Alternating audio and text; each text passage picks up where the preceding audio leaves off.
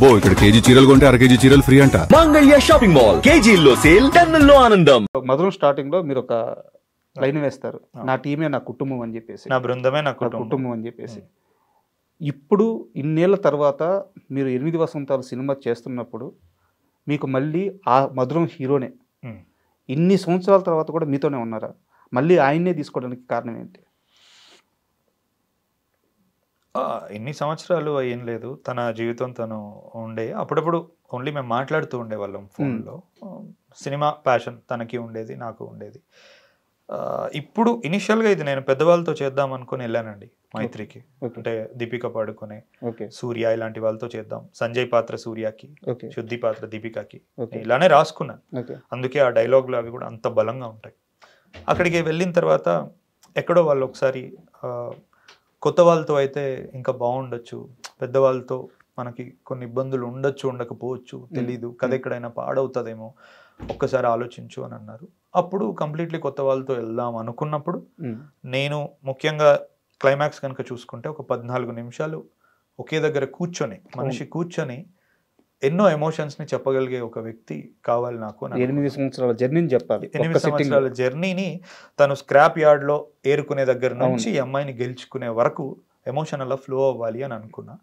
అప్పుడు నాకు obviously touch లో ఉన్నాం కాబట్టి ఈ వ్యక్తి చేయగలుగుతాడు, ఇది పుల్ ఆఫ్ చేయగలుగుతాడని నేను నమ్మి ఇచ్చాను. ఓకే. అండ్ సినిమాలో నా కంప్లైంట్ ఏంటంటే సిరివెన్నెల గారి పాట ప్రస్తావన తీసుకొచ్చారు. సో ఎక్కడైనా ఆ పాటని ఎక్స్ప్లెయిన్ చేస్తారేమో, ఒక సీన్ ఉంటుందేమో, ఒక డైలాగ్ ఉంటుందేమో అని చెప్పి ఎదురు చూశాను. సో ఎందుకు పెట్టలేదు? అది శుద్ధి అలా ఎక్స్ప్లెయిన్ చేస్తుంటే ఎంతసేపు అవుతుంది అని మేము ఒకసారి ఊరికే డ్యూరేషన్ తీసుకున్నాం. ఓకే. 4.5 minutes అవుతుంది అది. ఓకే. అంటే నాకే అది విన్నాక ఆడియన్స్కి ఎందుకు చెప్తున్నావు క్లాస్ మాకు అన్నట్టు అనిపించి అది తీసేసి నేను నా పర్సనల్ ఇన్స్టాగ్రామ్లో పెట్టేసుకున్నాను. 3 వీడియోస్లో పెట్టాను, చాలా డీప్గా అనలైజ్ చేస్తూ. సరే ఇక్కడ వరకే చెప్పేద్దాంలే, చాలులే అనుకున్నట్టు వదిలేసాను. అండ్ మిమ్మల్ని బాగా ప్రభావితం చేసిన లిరిక్ రైటర్స్ అంటే ఎవరు చెప్తారు? లిరిక్ రైటర్సే అనే కాదు, రచయితలైనా పర్లేదు. ఎందుకంటే మనకి సినిమాలో చలంగారి ప్రస్తావన ఉంది. సో మిమ్మల్ని బాగా ప్రభావితం చేసిన సినిమా రచయితలైనా కానీ, కథా రచయితలైనా కానీ ఎవరి గురించి చెప్తారు? సినిమా రచయితలు అయితే కనుక ఆబ్వియస్లీ సిరివెన్నెల సీతారామ శాస్త్రి గారు. ఓకే. అంటే అతను ఎలా అయితే ఏ స్టేజ్ ఎక్కినా గురుభ్యో నమః అని మొదలు పెడతాడో వాళ్ళ గురువులందరికీ, అతను ఒక రకమైన, అంటే నేను ఇటువైపు రావడానికి చాలా ముఖ్యమైన కారణం. వేటూరి గారు, ఆరుద్ర గారు, ఆత్రేయ గారు, నాకు వనమాలి గారి లిరిక్స్ అంటే కూడా చాలా ఇష్టం. ఫార్చునేట్లీ అతనితో పనిచేసి ఇప్పుడు అతనితో ఒక స్నేహం ఏర్పడింది నాకు. అంటే ఒకప్పుడు ఇష్టమైన అభిమాన స్వర రచయిత దగ్గర నుంచి ఈరోజు ఒక స్నేహితుడయ్యే అది నాకు దొరికింది. సినిమాటిక్గా విశ్వనాథ్ గారు అంటే కూడా నాకు చాలా ఇష్టం. ఓకే. అంటే తన పాత్రల్ని చెక్కే విధానము, కళకి ప్రాధాన్యత ఇచ్చే విధానము. జంధ్యాల గారు చాలా ఇష్టం, అంటే పద ప్రయోగాలు అతను వాడే విధానం కానీ. కొత్త ఈవి గారు అంటే కూడా అంతే ఇష్టము. బాగా అంటే ఇంతమంది ఇష్టమైన వాళ్ళ పేర్లు చెప్పాను, కానీ బాగా ప్రభావితం చేసిందంటే మటుకు సిరివెన్నెల సీతారామ శాస్త్రి గారు. ఓకే. Hands down. అండ్ రచయితల విషయానికి వస్తే నేను ఎన్నోసార్లు చెప్పాను, మళ్ళీ మళ్ళీ చెప్తున్నాను, దేవరకొండ బాలగంగాధర్ తిలక్. అంటే ఎక్కడో ఆయన ప్రాణం ఎప్పటికీ నాలో ఉంటుంది అని నాకు అనిపిస్తూ ఉంటుంది. ఓకే. అమృతం కురిసిన రాత్రి, ఉన్న తిలక్ కథలు చదివినప్పటి నుంచి. అండ్ శ్రీశ్రీ.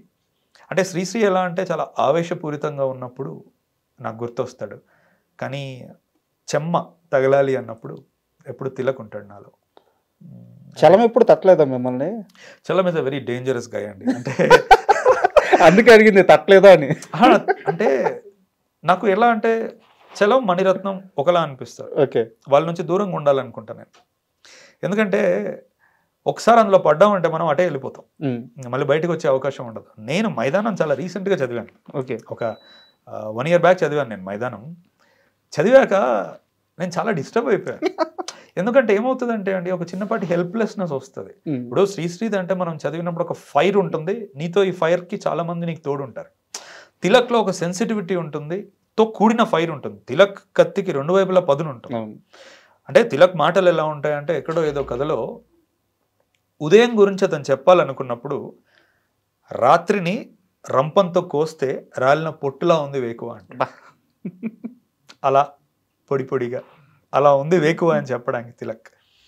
సో చలం విషయానికి వస్తే ఏమవుతుందంటే చలం గురించి ఇప్పుడు మనం చదివితే స్త్రీ పట్ల మనకు ఒక ఆవేదన వస్తుంది, ఆరాధన వస్తుంది. ఆరాధన వస్తుంది, మనం ఒక్కరమే ఉండిపోతాం. అవును.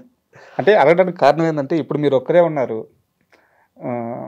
ప్రేమ కథలను ఇంత అద్భుతంగా చెప్తున్నారు, ఎక్కడో కాడ ఆ ప్రేమ మీ దాకా వచ్చి ఉంటుంది, ఎందుకు ఇంకా పెళ్లి దాకా వెళ్ళలేదు? అంటే ప్రేమ కథలను ఇంత బాగా చెప్పాలంటే అనుభవిస్తే కానీ చెప్పలేము. అవును. అది నాకు పర్సనల్గా అనిపిస్తుంది. సో ఏదన్నా బ్రేకప్ స్టోరీ ఉందా, లేకుంటే ఎందుకు ఇంకా పెళ్లి దాకా వెళ్ళలేదు? అంటే I don't want to go too much into details, but నేను ఒక ప్రశ్న అడుగుతాను. అంటే మనం కొన్నిసార్లు అంటే ప్రేమను మనం ఎంతగా అనుభవిస్తామంటే జీవితంలో మనకు మళ్ళీ ఎప్పుడు ఇంకే వ్యక్తి మీద అది కలగదు. అది ఒకసారికే కలుగుతుంది, అది అలానే ఉండిపోతుంది. కలిగిందా? కలిగింది కాబట్టే కదా ఇలా ఉన్నాను. బ్రేకప్ అయినా అంటే ఈ రోజుల్లో ఎవరికి ఉండదండి, శుద్ధిలానే. మీకైతే ఒక సమాధానం దొరికే బ్రేకప్ అయిందా? సమాధానాలు నిజ జీవితంలో దొరకవు, అందుకే సినిమాలో పెట్టారు. అంతే. అంటే వీఆర్ ఆల్ అంటే ప్రతి ఒక్కరి కథలో అర్థం కానితనం ఒకటి ఉంటుంది. ఇప్పుడు వాళ్ళకి అర్థం కాకపోవచ్చు, నాకు అర్థం కాకపోవచ్చు. సినిమాలో మనం ఆ క్లోజర్ ఇవ్వగలుగుతాం, నిజ జీవితంలో ఉండదు. అండ్ ఫణీంద్రనాథ్ శెట్టి గారి నెక్స్ట్ స్టెప్ ఎలా ఉండబోతుంది? మీకోసం సినిమాలు తీసుకోబోతున్నారా, లేదు జనంకి అందరూ నచ్చే సినిమా తీయబోతున్నారా? అందరూ నచ్చే అనేది ఎప్పుడు ఒక ఏమంటారు దాన్ని, ఇట్స్ అన్ ఆక్సిమోరన్. అది అందరికీ ఎప్పుడు ఏది నచ్చదు. సరే, ఎక్కువ మందికి నచ్చే, ఇంకా ఓపెన్గా మాట్లాడాలంటే ఒక కమర్షియల్ సినిమా. అంటే ఒకటి నేను కంప్లీట్ ఇండిపెండెంట్ స్ట్రక్చర్లో మనవి చేశాను సార్, కంప్లీట్ ఇండియాలో. నిజంగానే ఇప్పుడు ఇండియాలోనే చాలా పవర్ఫుల్ స్టూడియోస్ మైత్రితో నేను సినిమా చేశాను. అంటే నాకు 2 అనుభవాలు ఉన్నాయి చాలా బలంగా. సో థర్డ్ ఫిలిం అనేది మళ్ళీ వెనక్కి ఇండికి వెళ్ళాలా, లేదంటే స్టూడియోతోనే చేయాలా, లేదంటే 2 కలిపి ఏదైనా ఒక హైబ్రిడ్ మోడల్ క్రియేట్ చేసుకోవాలా, ఇంతకుముందు అన్నట్టు ఇటు ఆర్ట్ని అటు కమర్స్ని కాంప్రమైజ్ అవ్వకుండా చూసుకోవాలా అనేది నేను ఇంకా నావిగేట్ చేస్తున్నాను. అంటే ఆడియన్స్ పరంగానైతే నాకు ఈ వారం రోజుల్లో 1000 మంది నాతో అన్నమాట అదే, మీరు ఎలా ఉండాలనుకుంటున్నారు అలాగే ఉండండి అని. అది నేను చెప్పుకున్నది కాదు, వాళ్ళు చెప్తుంది. వాళ్ళు అలాగే కోరుకుంటున్నారు, అలా ఉంటేనే సర్వైవ్ అవుతుంది నిజంగా art, poetry or whatever it is. ఇంత మనసుకు తాకగలిగే సినిమా అంటున్నారు. But I'll give it some time. నాకు నెక్స్ట్ వచ్చేటప్పుడు ఏంటంటే నాకు లెగసీ ఫిల్మ్స్ చేయాలని ఉంది. లెగసీ ఫిల్మ్స్ అంటే 2 parts 3 parts ఉండే ఫిల్మ్స్, మనకి స్టార్ వార్స్లా ఇలాంటి వాటిలా కథ అలానే ఉంది.